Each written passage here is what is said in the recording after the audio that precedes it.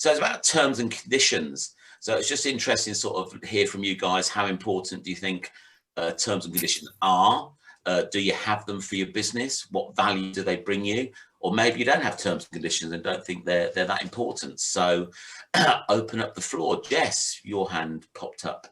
Yeah, this is kind of an ongoing issue for me, because we have different ways of working. We have like 3 different ways of working, whether that's retain a project or, there's the training side of it. And also we work with outsourcing as well. And terms and conditions are really important, but they can also be quite a negative first experience to get when you've just onboarded a client, or it can be just really boring and feel quite laborious. So I've actually gone and got all of my terms and conditions sorted out this year so that they are mine. They're not what I've inherited from what was already in the company. I feel like I have more confidence in them. I'm not going to tell you who I got them with, because they weren't from Stephen, if that's what he does. The issue that I have is trying to integrate it so that the kind of onboarding experience is really positive, rather than, yeah, congratulations, you signed up, now I'm going to send you some really boring paperwork and kind of disrupt the whole thing. So at the moment I'm trying to get that balance between celebrating somebody making the decision to do the work, which should be exciting, and managing expectations and covering everybody's back. So that's kind of my 2 pence. I guess clients are expecting that, though, aren't they? Aren't they expecting some sort of agreement that they're going to have to sign, or contract they're going to have to sign? Yeah, I think so. I think it does depend on. I think it depends on what the job is, whether it's a very small one or whether it's a website, for example. I think the most important thing for me with the terms is managing expectations above all else, because a lot of the time, as long as you've sent the terms over to them and they've had an opportunity to read, once they've paid you anything, then that's they don't need to necessarily sign them. I'm not sure if that was what was said in Stephen's video, but as long as you've shared with them in some way what the terms are, then that whole kind of signing procedure doesn't need to happen. They've entered into a business relationship with you by paying you any kind of money, whether that's a deposit or anything else. I don't know. I'd be interested to know what everybody else thinks. Do people just expect terms and conditions? Let's find out. John Ryan. You're on mute, John. Thank you. I'm really grateful for terms and conditions. I tend to, what my terms and conditions state that I will send a copy of the terms and conditions with the invoice when they purchase online. And they have an opportunity to accept them or decline them, but to be honest, most people don't read them. Client a few weeks ago who was dragging his heels about making payment, and it had gone to well over 2 months, and I was in need of the funding. And I just pointed out one of my terms and conditions is that if it hasn't been paid within 30 days of the date of the invoice, an interest charge is added to the overall bill, starting from the date of the bill. 2 days later, the money was in the bank. So I think, to me, terms and conditions are essential. I think people need to know what's expected of them in the same way that we need to know what they expect from us. Yeah. I mean, they're meant to be fair, aren't they? They're meant to sort of represent both parties if they're written correctly. So it's in the interest of everybody to, I guess, to follow them and abide by them. Eleanor. Stephen made some really good points about, and I'm picking up on what John was saying, actually, also about the fact that the terms and conditions talk about your payment terms and about whether a contract might carry on after a set period and things like that. I mean, we've had terms and conditions ever since we've sort of set up. We've had a couple of occasions where companies have picked up the phone and asked to go through them point by point.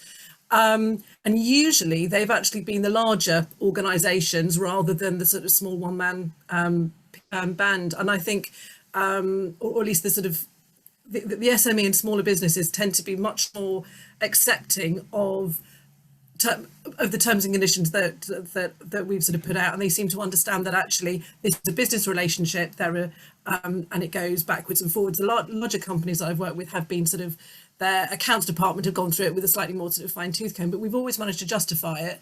And there have been occasions where the clause about late payment and invoices have definitely worked in our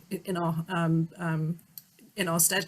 Also, from my perspective, I always ensure that the client, if we're generating any artwork and material and things like that, then actually they are responsible for paying all of that, and they know that the relationship then is with that third party, and that's also stated out in our terms and conditions, because I don't want to have the responsibility for doing that, but similarly I want to make sure that they're aware of that as we're going through it. So yeah, definitely have them and make use of them, and I do alter them slightly depending on the nature of the project. If it's a very sort of simple one element thing, then I might scale it down slightly and just sort of take out the most relevant bits for that, but in general terms, yeah, they go out with every contract, and until I've got the contract signed back, I don't start work.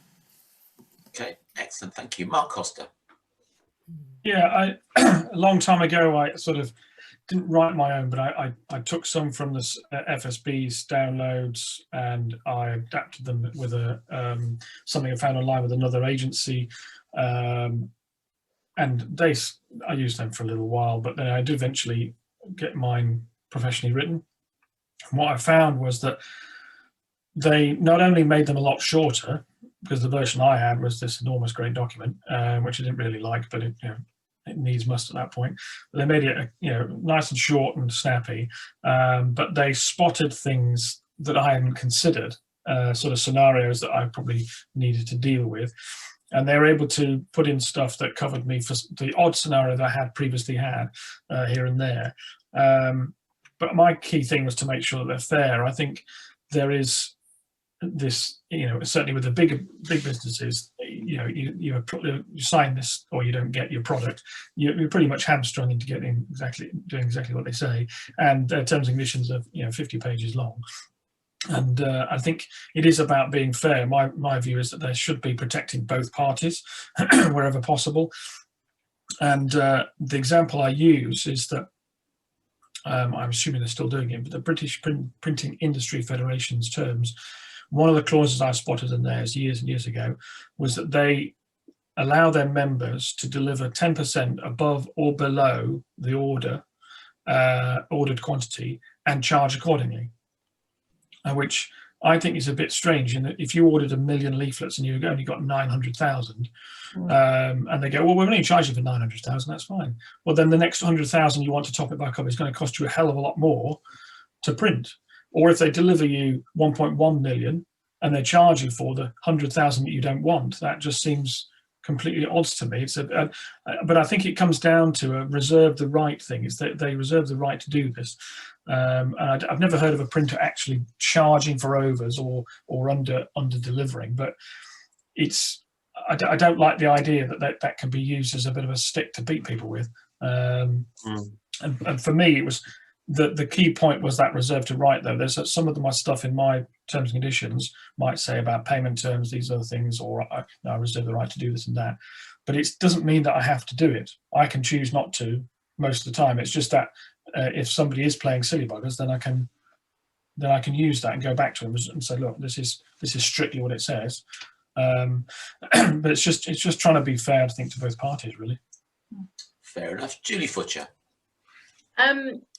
So I came from an industry sector within recruitment, where terms and conditions, you lived and died by them, really, because recruitment is an industry which is notoriously, we had to stand by them or use them a lot with clients because clients would take the mickey and do all sorts of things. What I think was really interesting is I never got round to putting in place a designated standard terms from anybody to prepare them, but when I do quotes, etc., I lay out payment terms and other bits and pieces as well, so there's an understanding with that. I suppose I really need to get them done. It's just I haven't got around to it really. Let Stephen wish he was here now. Yeah, I know. Elizabeth. Hi, yeah, I've actually got a concrete example of when terms and conditions have lost me business. As part of a franchise, obviously, so part of a larger organisation, we have standard terms and conditions when somebody books a holiday. So essentially what happens, I chat to them about the holiday, they agree what they want and what they don't want. I set it out in a form, which is a kind of audit trail of them signing and saying, yes, this is what I want. Then I take the money, then I go away and book it, and it's all sort of audited with the terms and conditions. But they have to go through this form and sign that they accept the terms and conditions. And I had one customer who, when I explained, this is really just a formality, which just shows that you've said, yes, I want that holiday, and gives me permission to go and book it.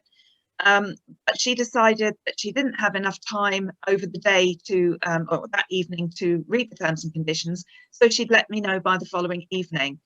By the afternoon, the place that she wanted, there was only one particular room left of the type that she wanted in the place that she wanted. It's been this year, so there's been sort of very low availability, and she lost that place. So, the holiday didn't go ahead.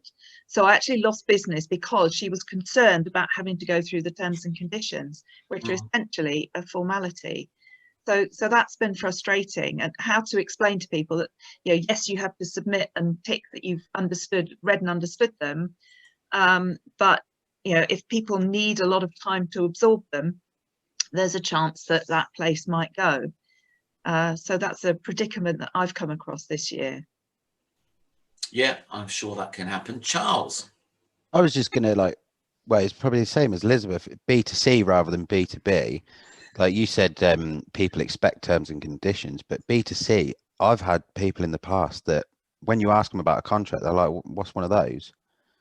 Like I've done a wedding, which I was just about to leave after doing a whole day's worth of photography. And I went up to the bride and she was crying her eyes out because she'd booked this magic mirror. She'd paid 350 quid and I hadn't got a contract with them. She'd booked it over Facebook. Obviously it was a bit of naivety there, but it's just like, what the hell? And you talk to a lot of couples in that are getting married and they haven't got contracts with half of their suppliers. Yeah. Right. Crazy. Jess. Sort of open their eyes up. Yeah, Jess. I've now forgotten what I was going to say, which is not brilliant. Too busy looking at the sunrise. No, do you know? It was backing up what other people were saying.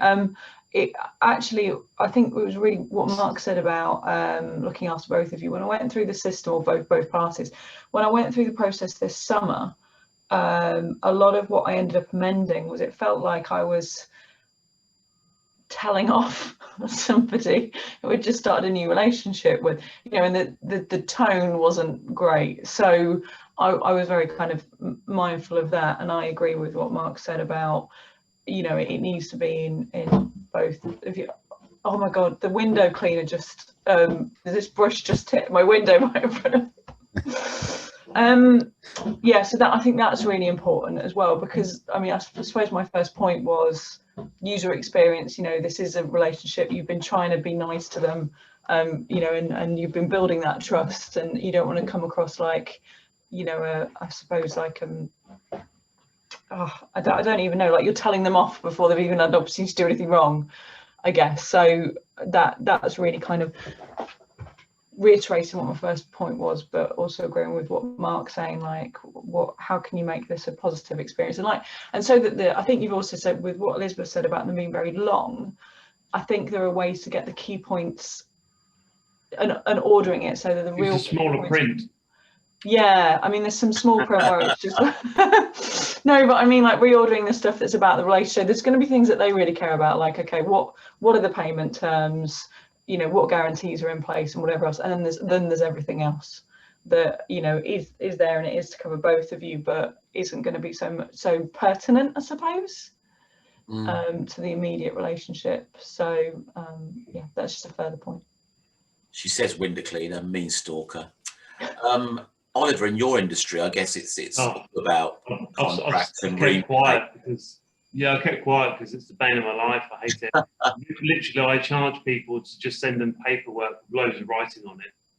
That's pretty much it, really. Yeah. So I mean, yeah, we have a standardised terms and conditions, which we have to tell them loads of things, and it has to make sure everything's clear and what we're telling them. So it's a pretty uniform thing. I don't think people should worry about. I mean, Jessica's all about worry about the tone. I think it's accepted nowadays. Everyone has terms and conditions, and now they're just black and white.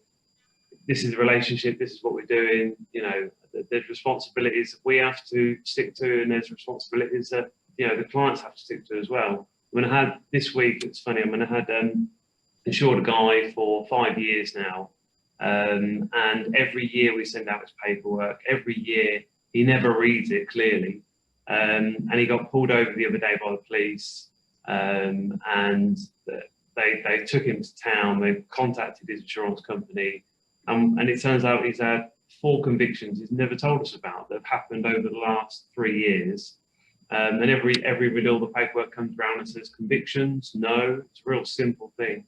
And he's just decided to ignore it, and he signs it. So people. The amount of people that sign stuff and literally don't read it, it never surprises me really. But it is incredible. But yeah, we're always having updates as well. And the FCA say now we have to make sure we're telling them this and telling them that, and so boring stuff. It's got to be done, Oliver. Final point, Mark. I think it depends on. We're used to T's and C's for certain things, aren't we? Certain companies, and I think it depends on what it is. If it's the Apple or Samsung or Microsoft terms and conditions, am I reading those? No, because I can't do anything about it. I need to use the software. I can't not accept them and go somewhere else and do something else. And I think I would imagine most people don't read those huge global corporate T and C's. But for something like insurance or something that's personal to you, which has got specifics in it that you need to deal with, yeah, absolutely, I'm a stickler for reading those things, admittedly. But there's one thing, it may have been covered in Stephen's video because I didn't see it, unfortunately. But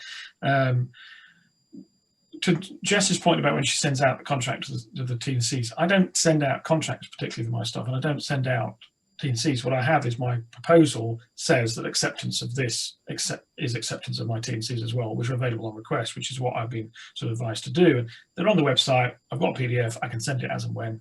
Nobody ever requests them anyway. But something occurred the other day. I'm trying to remember who it was I'm speaking to. I can't remember the detail because it's a week or so ago. But somebody said that they had a situation where they involved in something. They had a dispute about it. They went back to the company's T&Cs. This is not a big company, it's a local company. Went back to the T&Cs and said, well, your T&Cs say this, so why aren't you doing that? I think it's to do with payment terms or something. And they said, yeah, but the T&Cs also say we can change them, and they've changed since then. Now I know the T&Cs do normally have a clause that says reserve the right to change, etc. But I'm a bit surprised that you can change the terms after the person's. Surely that can't be right. So because if you bought on certain terms and based on certain things, surely that bit stands whether the T&Cs change after the event or not. But I've just don't know if anything else has ever occurred. It's a bit scary if that's possible. That's not a way to build a relationship with a client, though, is it? Well, not at all. No, but I'm just surprised that's you should honour, yeah.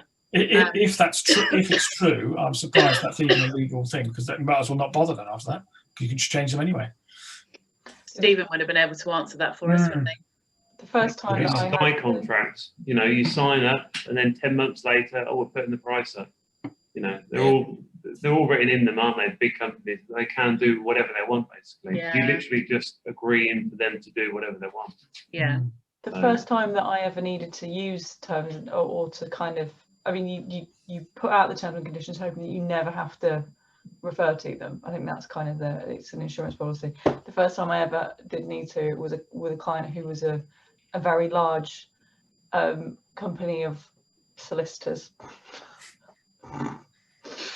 I might as well have burnt them. Like there was absolutely nothing that I could have done with that. I never would have got them into court or anything like that. But you know, never. That's just that. All part of the learning curve.